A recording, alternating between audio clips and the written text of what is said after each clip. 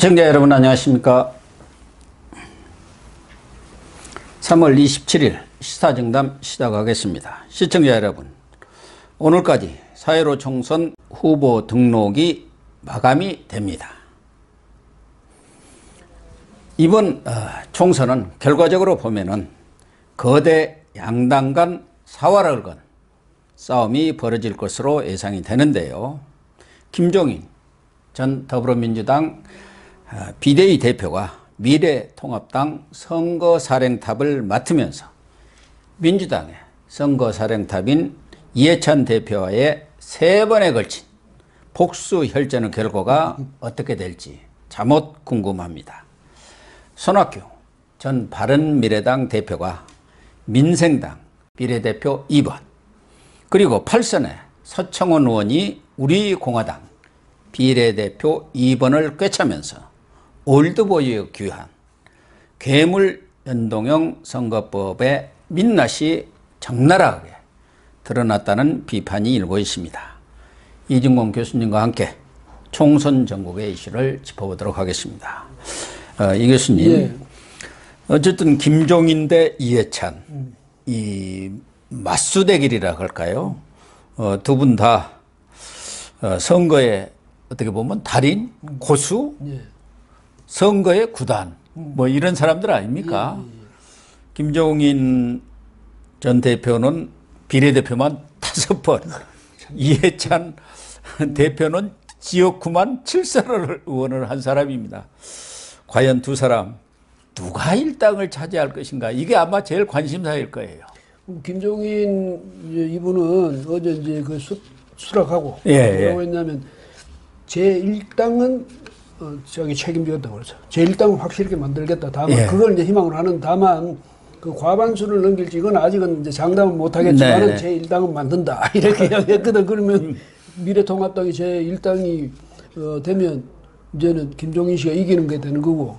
근데 이해찬 이 대표가 또 만만찮잖아요. 만만치 않죠. 그러니까 둘이가 지금 고 교수 말씀처럼 정말 건곤일척의 그런 대결전을 한번 벌이게 됐는데, 저는 뭐 두 분 다 사실 별로예요. 별로. 왜? 이미지가 별로 안 좋아서. 근데 뭐 어떡하겠습니까? 둘이가 다 사령탑 맡았으니까 어느 쪽이든 이제 한 사람은 영웅이 되는 거야. 그렇게 되겠죠.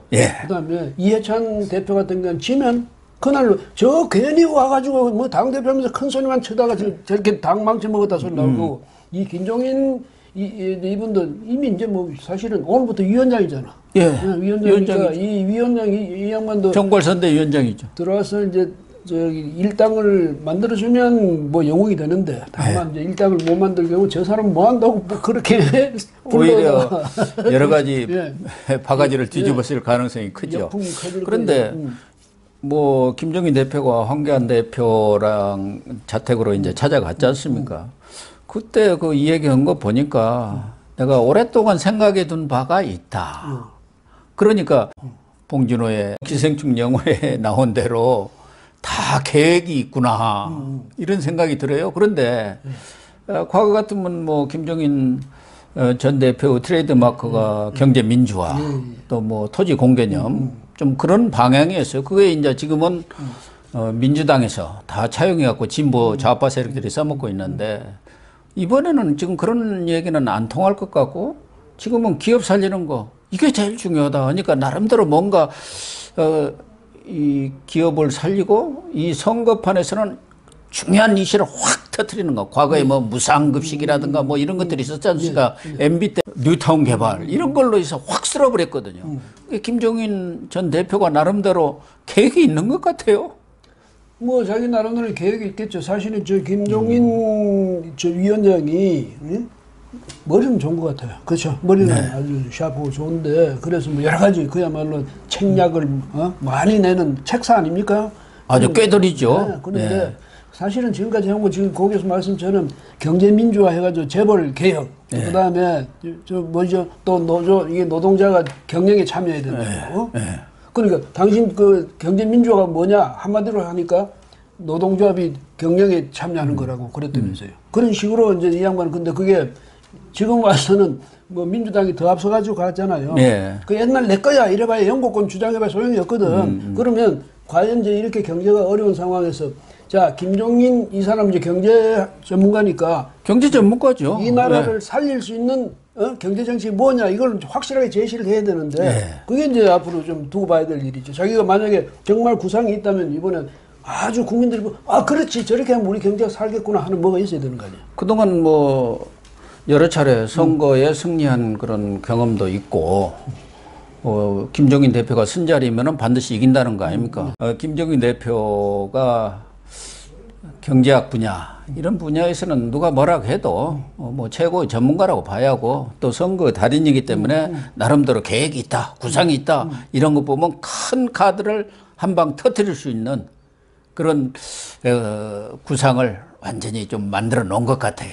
제가요, 저는 뭐 예를 들면 이제 자유우파 유권자라고 스스로 이제 생각을 하는데 그 입장에서 말하자면 여기서 뭐 약간 편파성이 있어도 괜찮습니까? 너무 지나친 편파성은 말고. 아니고 자유우파 유권자 입장에서 볼 때는 김종인 그 위원장이 뭔가 정말 멋있는 걸 터뜨려 주면 얼마나 좋겠느냐. 그 생각이거든. 근데 요즘 와서 정말 그런 게 있을 수 있나? 무슨 뭐 정말 국민 모두가 깜짝 놀랄 만한 뭐가 있을 수 있느냐? 아니면 그분도 이제 연세가 많으니까 옛날 그냥 그걸 또 한번 뭐 다시 뭐 안 좋은 말로는 우려먹는다든지 뭐 여튼 그 다시 되풀이하는 뭐 그런 경우로 그칠 것이냐? 정말 이번에도 뭐 하나를 멋있는 작품을 하나 내놓을 것이냐 이게 이제 관심이죠. 예. 그런데 지금 황교안 대표가 당 대표가 된 뒤에 내놓은 어떤 국가 정책 전략이랄까 그게 민부론이라는 겁니다. 근데 그 민부론에 대해서 이런 것 가지고는 안 됩니다. 할 정도로 딱 얘기를 했더라고요. 단적으로 찍어서.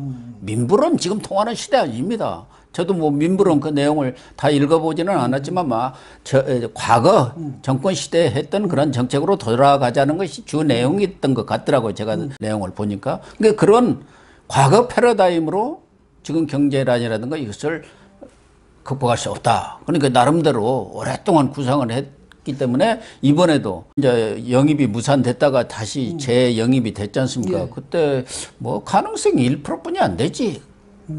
그래서 안 되나 했는데 1%라는 거 벌써 나름대로 이런 구상이 있는데 내가 이거 가서 좀 써먹고 당을 보수를 살려야 하는데 이런 생각을 아주 깊숙이 갖고 있었던 거 아닌가 하는 생각은 들어요. 그분이 정말 자기 스스로 보수 혹은 자유우파로 생각하고 있는 건가? 저는 그걸 모르겠어요. 그 다음에 아까 민부론 말씀하셨는데 이게 오정근 교수가 이제 이끌어서 만든 거예요. 근데 이 양반이 시장 경제주의자거든.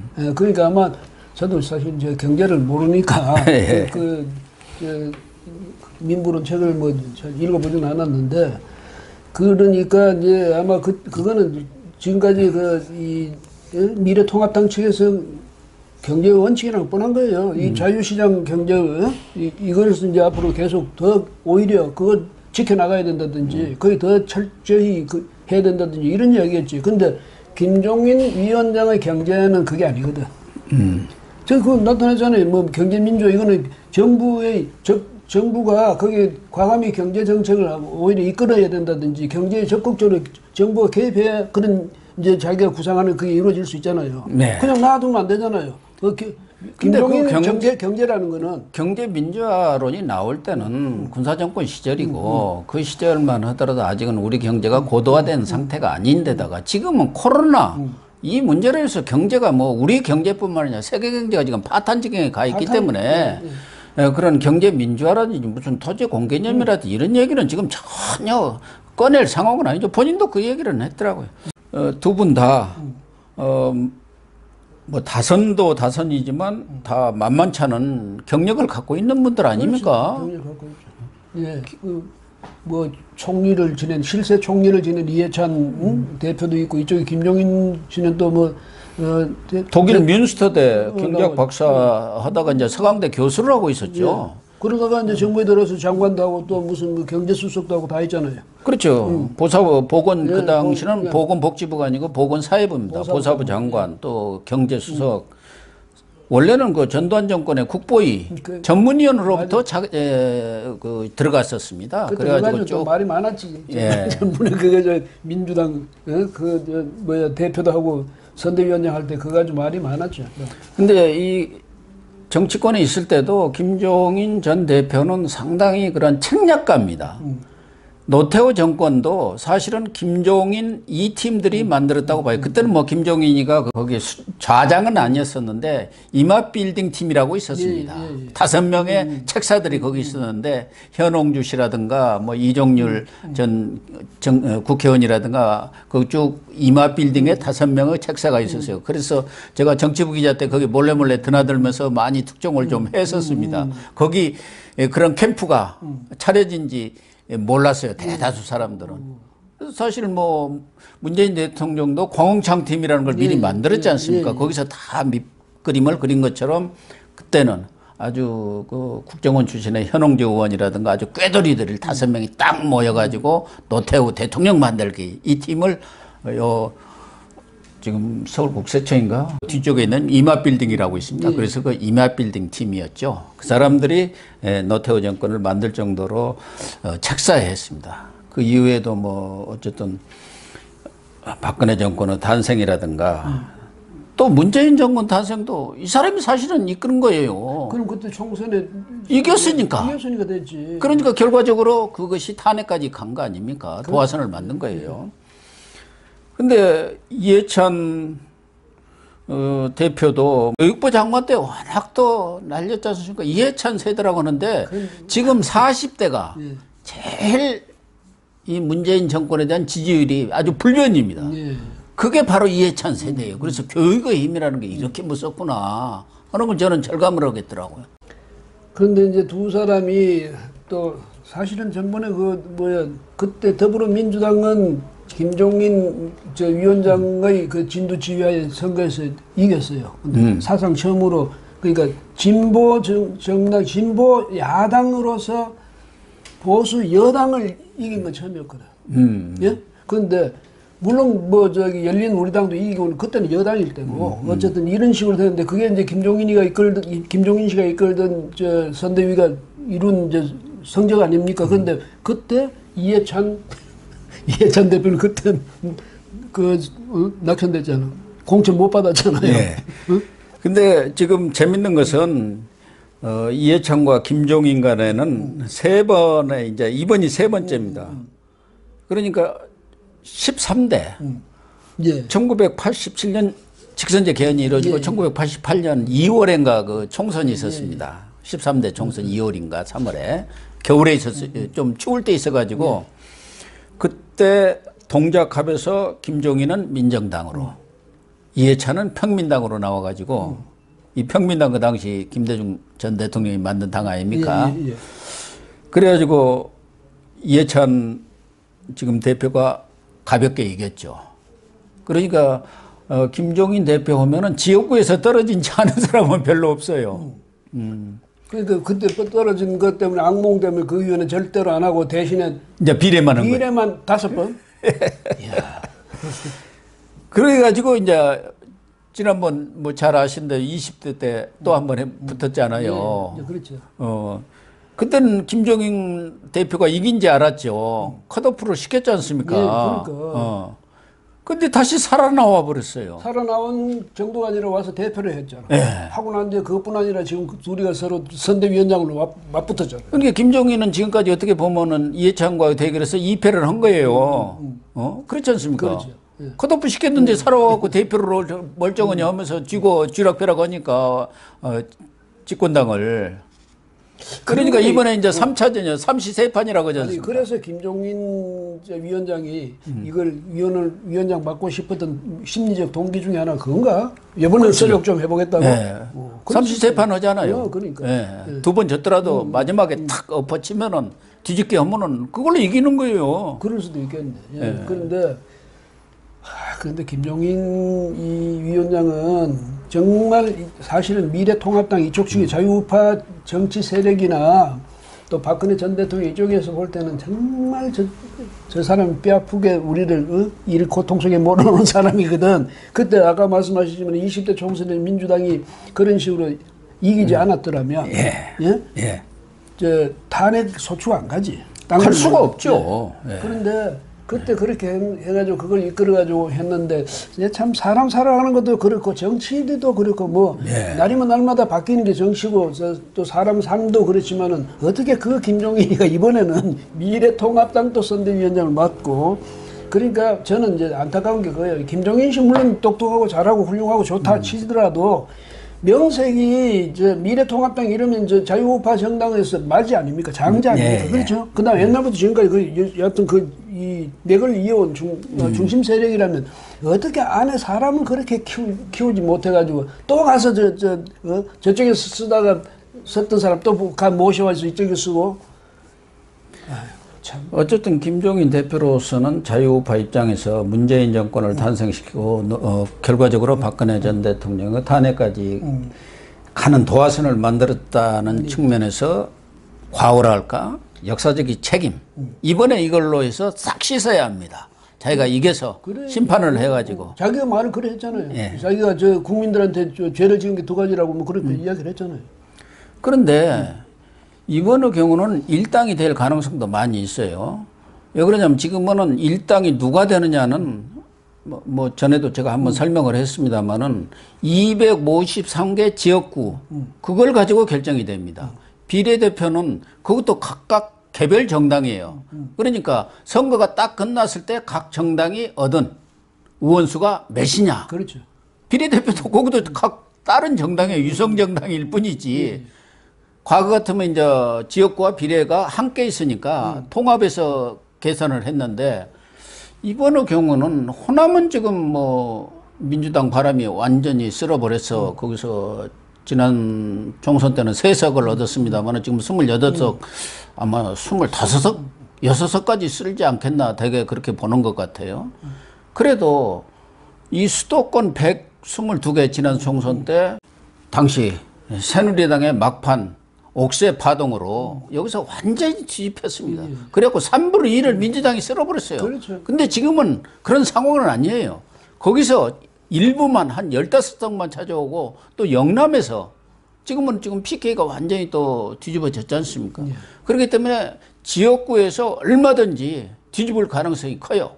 전번에 사실 20대 총선 때 이쪽에서 참패를 했다는 이 새누리당이 참패를 했다는 거는 딴 참패가 아니고 사실은 지역구에서는 지역구 선거에서는 5석 진 거고 이제 비례대표까지 다 합치니까 한석 진 거거든. 한석 진 거예요, 한석. 그런데 그런 거 보통 선거 때 같으면 그거 뭐 크게 참패했다 이런 건 아닌데 석패지. 예, 석패죠. 당시에는 뭐냐면 180석 가능하다. 그렇죠. 180석. 이랬다가 여지없이 무너지니까 그래서 이제 그런 이야기가 나왔는데 그래서 그런 걸 보면 이번에 뭐 민주당은 낙승할 거는 그런 예상은 한다면 그건 바보스러운 짓이고 결국은 이제까지 선거를 보면 되게 이 분위기는 또 그 전체 구도는 보면 51대 49 이런 구도 되지 않습니까? 그 이번에도 이제 그런 식으로 해가지고 과연 구체적으로 이제 어느 당이 몇 석을 먹느냐 당 한 표 차이 나도 결정돼 버리니까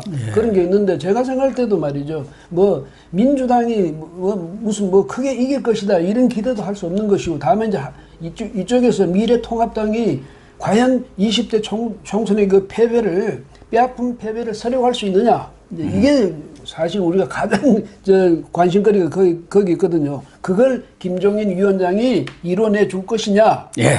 이 문제. 그게 가장 중요한데 김종인 전 대표도 지금 이제 위원장이죠. 김종인 위원장도 아침에 뭐 조선일보라든가 이런데 인터뷰한 거 보니까 만약 이번에 문재인 정권이 민주당 정권이 총선에 이기면 무슨 짓을 벌릴지 모른다.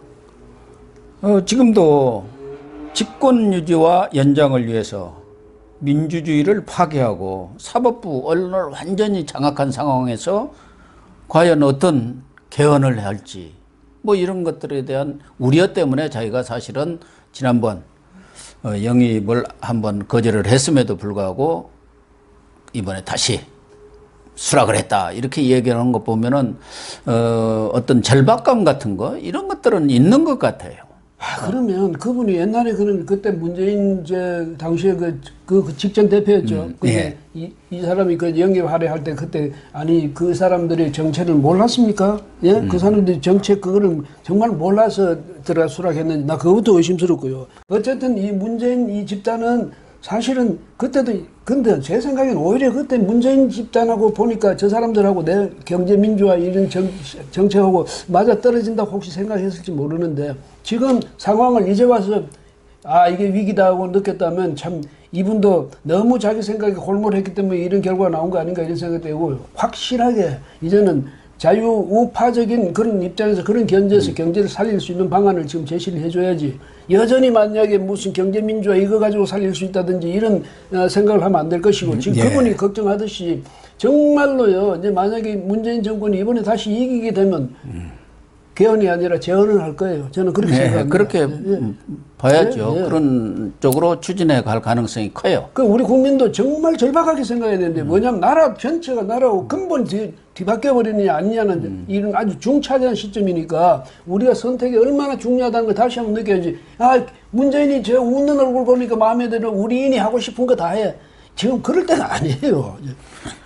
그런데 또 김종인 대표가 얼마 전에 자서전을 쓴 게 있습니다. 영원한 권력은 없다. 그래가지고 언론에도 많이 소개가 됐었는데 거기 보면은 문재인 정권은 사실상 끝났다. 편안하게 뭐 마무리하기는 어려울 것 같다. 이렇게 얘기를 했어요.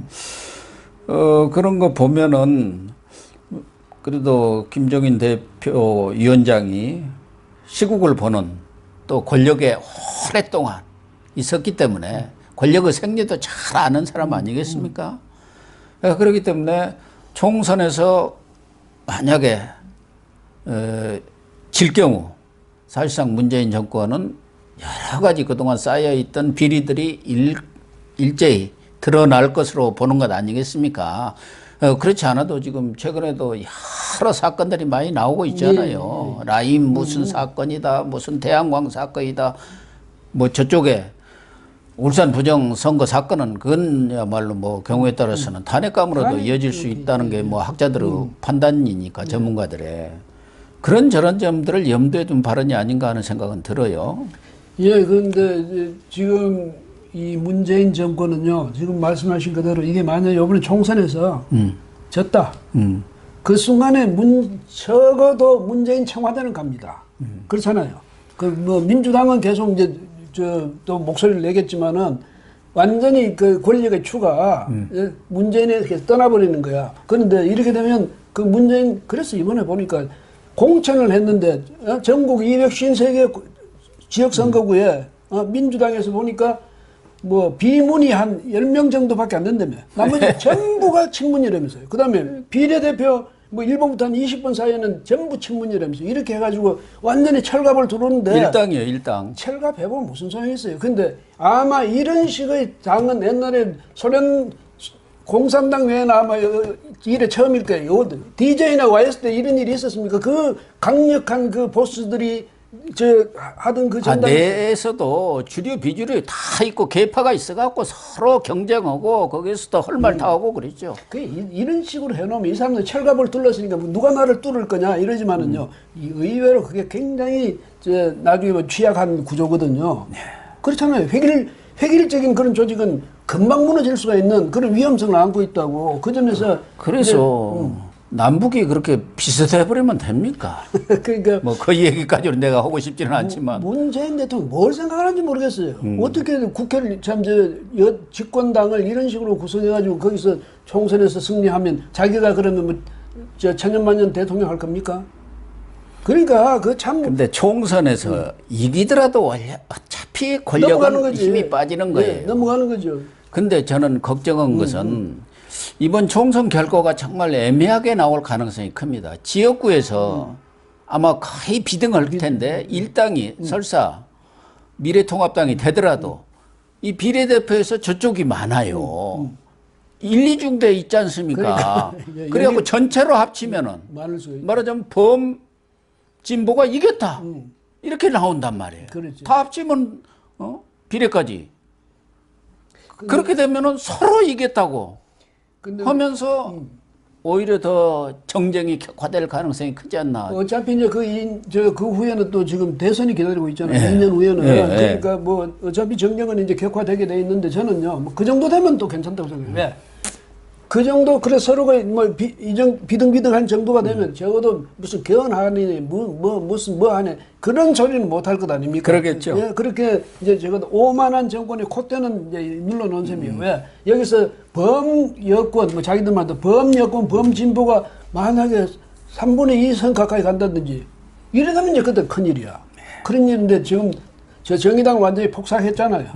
정의당 가버렸잖아. 완전히 갔어요. 예, 가버렸어요. 자업자득입니다. 자업자득이지. 왜 그 심상정 씨가 뭐 서울대가 안 나왔습니까? 서울대 나왔죠. 거기서 예, 나왔습니까? 같은. 그래서 나는 머리가 굉장히 좋은 사람인 줄 생각했는데 그거 어떻게 꾀를 내도 자기 발등 찍는 꾀를 냈냐고. 그것도 부득부득 우겨가면서. 자기 꾀에 되게 넘어가지 않습니까? 머리 좋은 사람들이. 그러니까. 예, 근데 과거 보면 이해찬이가 지금처럼 저렇게 얼굴이 두껍지 않았어요. 잘 아시죠? 총리 했을 때 뭐 3.1절 골프 한번 쳤다가 총리를 물어날 정도로 그것도 염치가 있었지 않습니까? 알죠? 그럼요. 그때는 참 그래도 근데 또 사실은 뭐 그때는 부산에 내려갔다가 거기 부산 상공회에서 뭐 자기 회장단인가 하고 모여가지고 이제 골프 치면 되게 뭐 서울에서 내려온 손님이니까 골프 치고 그 지역에 돈 많은 사람들이 뭐 돈 내는 거 당연한 거 아니에요? 얼마 안 되니까 자기들 입장에서는. 그러니까요. 근데 그걸 가지고 그런데 어쨌든 그때만이라 해도 이 정치적 도덕성이라는 게 굉장히 중시됐거든요. 아니 그때 이제 더 비난을 받은 것은 지역에 내려가서 골프 친 것도 있지만 3.1절인데다가 그때 철도 파업 사태가 그냥 막 일어나는 그냥 그래가지고 이 물류 대란이 일어나기 직전에 가서 그런 상황 속에서 골프를 쳐가지고 물러났는데 어쨌든 그때만 해도 염치가 있었지 않습니까? 근데 그때 그 양반이 자기가 실세 총리라고 해서 목에 힘이 잔뜩 들어가 있었거든. 근데 만약에 그래놓고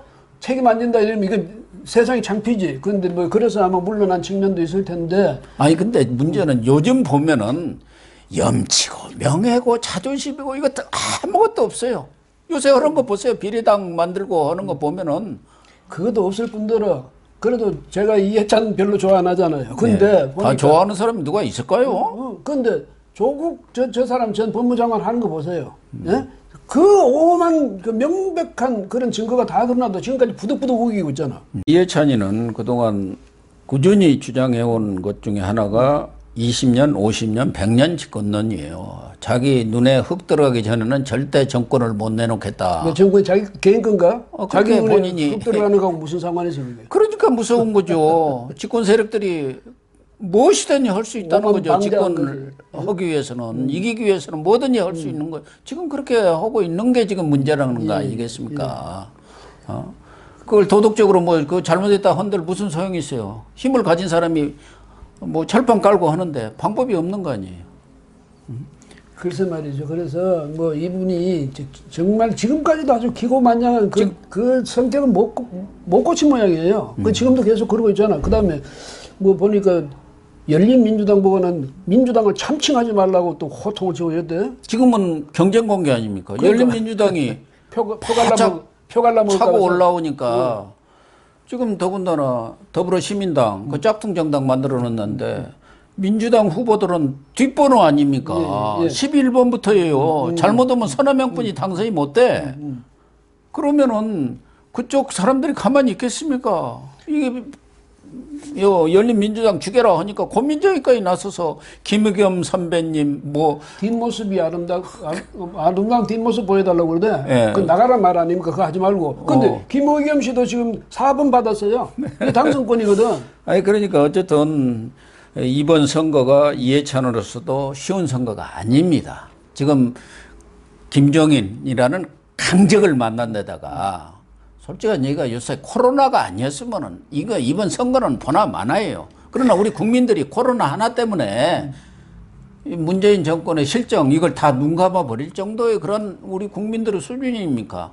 얼마나 현명하게 판단을 내립니까? 그래서 국민들이 그렇게 이제 냉정하게 판단을 해줘야 되는데 또 정치는 이 또 뭐 분위기가 있거든요. 그래서 그렇죠. 참 이 코로나 때문에 이 민주당은 오히려 덕보는 그런 상황이 됐습니다. 그리고 그다음에 뭐 미래통합당이든 이런 야권에서는 호소를 하고 하소연하고 그다음에 공격을 하고 싶어도 할 때가 있어야죠.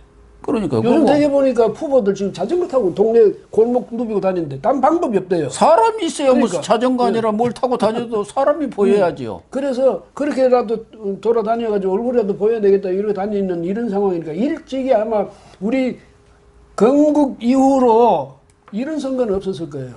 아주 어떻게 보면은 통합당 입장에서는 상당히 위기 상황입니다. 네, 그런 데 대한 인식을 가져야 할 거고 결과적으로 보면은 이해찬과 또 김종인 대 이해찬 선거 달인의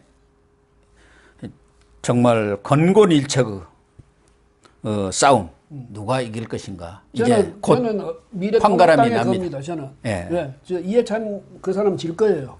김종인 이 위원장이 그 힘도 있고 또 국민의 힘도 있고 여하튼 이번에는 이 자유우파 정당이 이길 것이다. 저는 그렇게 믿습니다.